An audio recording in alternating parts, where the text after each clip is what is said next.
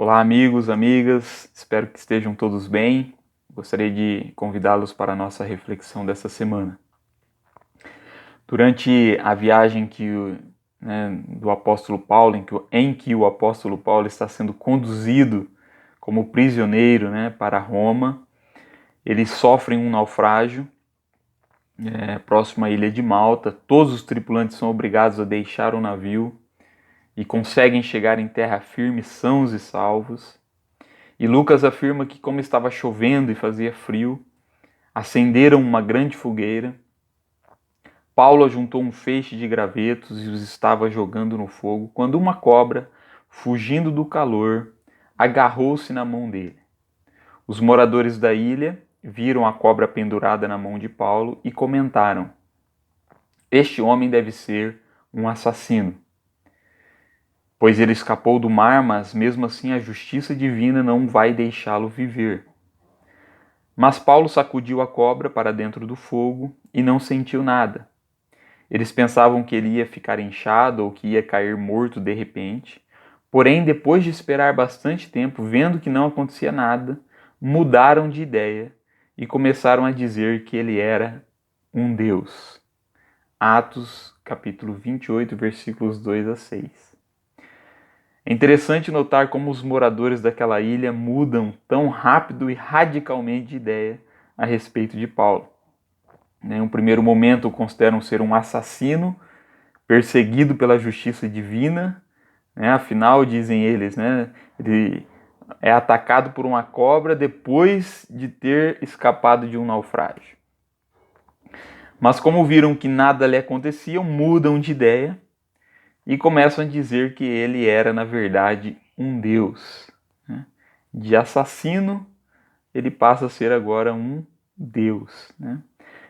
Vejam que eles erram em julgar precipitadamente Paulo como um assassino e depois erram novamente ao dizer que ele era um deus.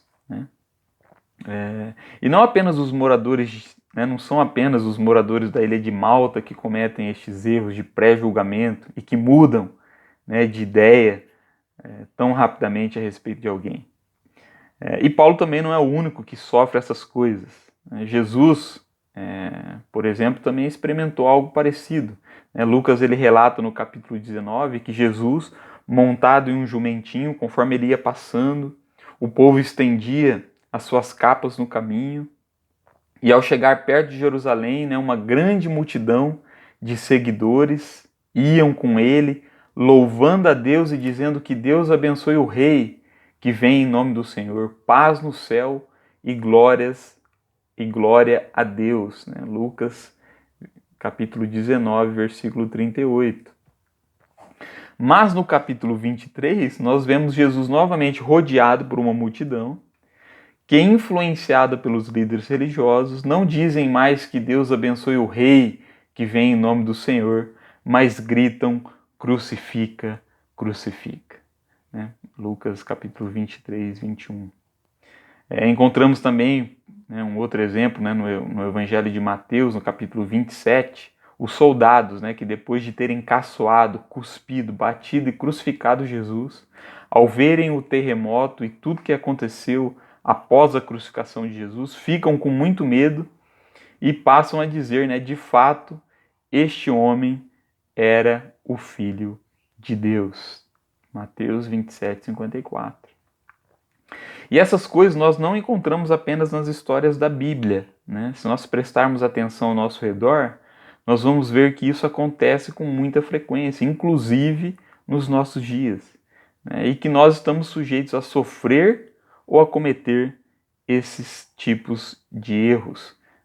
Por exemplo, em uma partida de futebol, um jogador que está sendo considerado o pior da partida, se nos instantes finais ele faz uma jogada especial ou marca o gol da vitória, mudamos de ideia a respeito dele.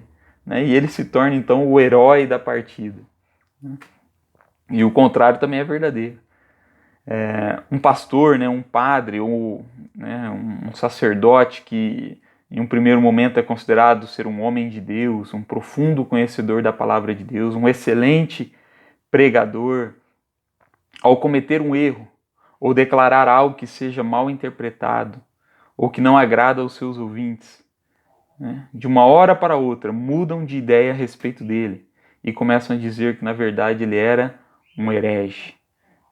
E essas coisas podem acontecer também com um comentarista político, ou a qualquer outra pessoa, né? Inclusive a mim e a você que me escuta.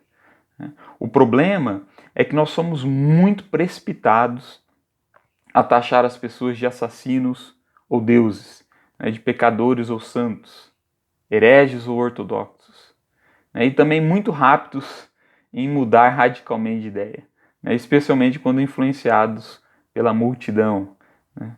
E assim estamos constantemente, né, correndo o risco de sofrer ou cometer erros e injustiças de julgamentos. Espero que após essa nossa reflexão sejamos mais maduros e prudentes em nossos julgamentos, né? Que possamos aprender com a ajuda de Deus a ter mais cautela e equilíbrio ao julgar as pessoas, né? E não se preocupar tanto com o que os outros dizem de nós, né? Com os julgamentos dos outros. Por fim, gostaria de citar a recomendação de Paulo em 1 Coríntios 4:5, né? Quando ele diz: portanto, não julguem ninguém antes da hora. Esperem o julgamento final. Quando o Senhor vier, ele trará para a luz os segredos escondidos no escuro e mostrará as intenções que estão no coração das pessoas. Então cada um receberá de Deus os elogios que merece. Que Deus os abençoe com graça e paz, no nome de Jesus. Amém.